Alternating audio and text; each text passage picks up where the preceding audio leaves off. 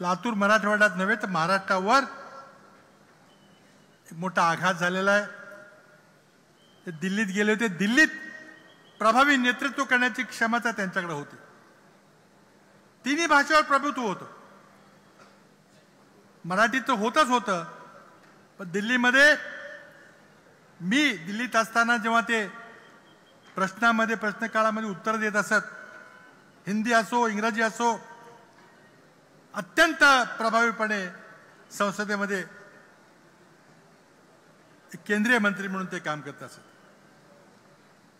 आज मला वाटतं की त्यांची भाषणं, त्यांचे विचार आहेत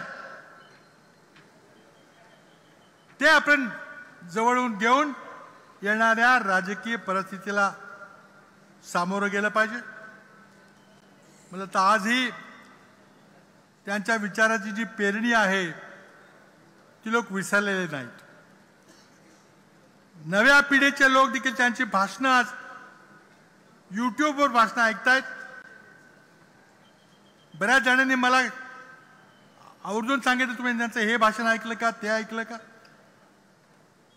मला वाटतं की आता त्यांचं अपूर्ण राहिलेलं काम पुढे नेण्याची जबाबदारी या युवा पिढीच्या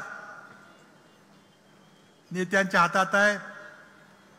अमित असतील, सतेज पाटील असतील, विश्वजित कदम असतील, धीरज असेल, ठिकठिकाणी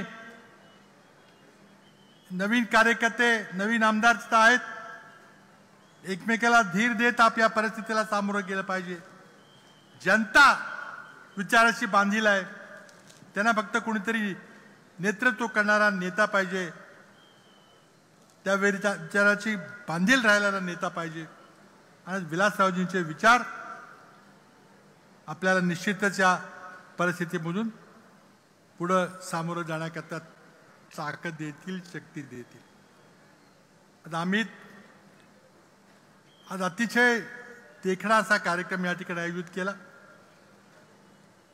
एक भव्य असा पूर्णाकृती पुतळा निश्चितच या परिसरातल्या लोकांना नव्हे तर मराठवाड्यातील महाराष्ट्राच्या जनतेला प्रेरणा देत राहील। आज विलास कारखान्याचं नाव एक महाराष्ट्रातला उत्कृष्ट कारखाना म्हणून नाव झालेलं आहे। दरवर्षी अनेक पारितोषिक मिळवणारा कारखाना, पथदर्शकाचा ठरणारा कारखाना चाललेला आहे। मला वाटतं की आज विलासरावांच्या बऱ्याच आठवणी, त्यांचे जवळचे सहकारी होते, उल्हासदादा असतील, त्यांच्या मंत्रिमंडळामध्ये ज्यांनी काम केलं ते सगळे असतील, ते सांगू शकतील। पण दुसरा विलासराव न होणे अशा परिस्थितीची जाणीव आपल्याला या ठिकाणी व्हायला लागलेली आहे। आज या कार्यक्रमामध्ये आम्हा सर्वांना निमंत्रित केलं। अत्यंत एक देखणा, भावस्पर्शी, हृदयस्पर्शी असा कार्यक्रम आपण आयोजित केला। आम्ही दिलीपराव आपल्या सर्वांचे धन्यवाद व्यक्त करतो, आम्हाला बोलवल्याबद्दल धन्यवाद करतो आणि थांबतो। जय हिंद, जय महाराष्ट्र।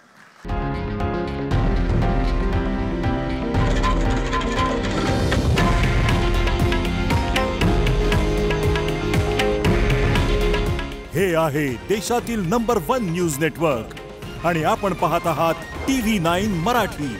काळजी तुमची, हित महाराष्ट्राचं।